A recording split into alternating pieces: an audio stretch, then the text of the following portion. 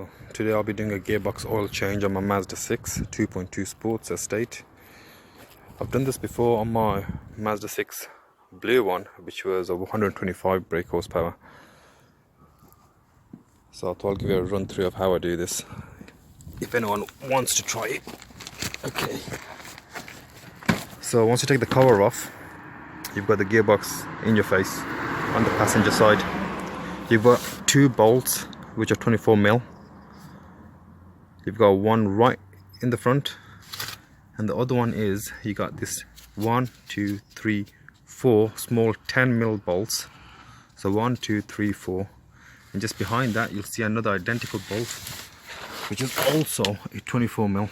I don't know if you can see it, it's just there. So this is the drain plug, and this is the filling plug. Always loosen the filling plug first. If you take this one off first and you can't take that one off, then you won't be able to fill up the gearbox oil. You'll drain all the oil and you can't fill it up again. So I'm going to drain the oil and I'll let you know what to do next. So I've taken this bolt off, and one thing for sure, this gearbox oil is not healthy at all. It seems really black, and yeah, I knew there was an issue with this gearbox oil, because when I bought the car, when the car's cold, it's always stiff to change the gear, and I assumed it's the gearbox oil. To take this bolt off, you won't be able to get a wrench in there, so you will have to use a 24mm spanner. But yeah, let that drain. I'll let you know how it gets on.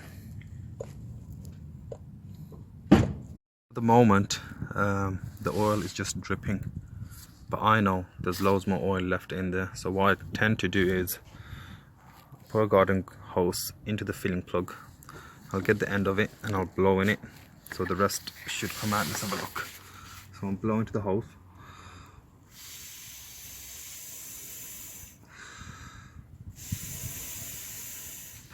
So as I'm blowing in there, it's pushing out all the oil.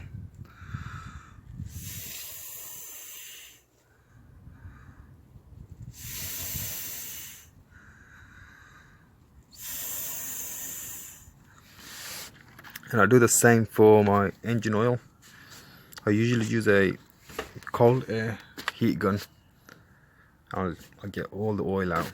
I'll use some flushing oil, then I'll use a heat gun with the cold setting, and I'll blow out all the air into the engine, and it takes out every single drip. I'll try again. See, at the moment it looks like it stopped, but when I'm blowing it,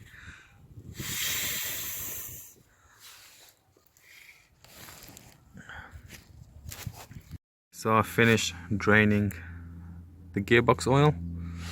I've screwed the nut back in, so that's nice and tight. Now I'm going to fill up the gearbox with some oil. What I've done here is used a silicone tip, connected it to a garden hose, so that's there. This line will hold it in place, so put that in there. Garden hose going all the way to the top. Got it out from here, between the two hoses here, it will go straight through there, and I've connected to the other side. Now the recommendation is 2.75 liters, I think, of gearbox oil, and the oil that I'm using is 75 by 90. It should be GL5. So I've got 2 liters left in this one, and I've got another liter here. So what I'm going to do is put the liter in, fill that up with another liter, that's 2 liters, and then I'm going to mark it up to the 7, well, 7.5 to be safe, and yeah, should be good to go. It has to be this spec.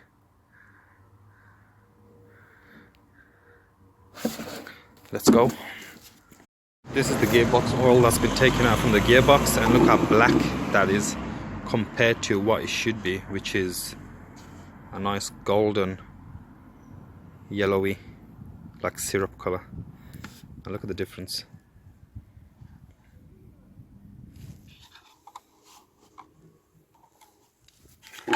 That's something else. I don't know what this is. This is just, I don't know.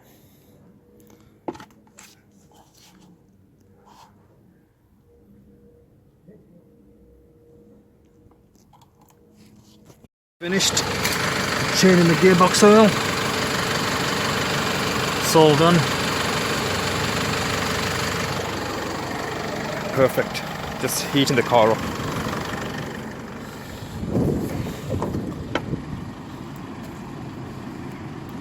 Testing out the car now, and I can tell a difference straight away. Before, when you were to change the gear, it would struggle like this, like it was stiff. But now it's going in nice and smooth. See, nice and smooth. Nice. Had the same issue with the blue one when I bought the car. When the car was always first start of the day, even if you left the car idle for a while and you started the car, it would always struggle to go to gear 1, then gear 2 like this. But now it's nice and how it should be, and that's what you want. I'm gonna take you for a test run in a bit, but yeah, perfect.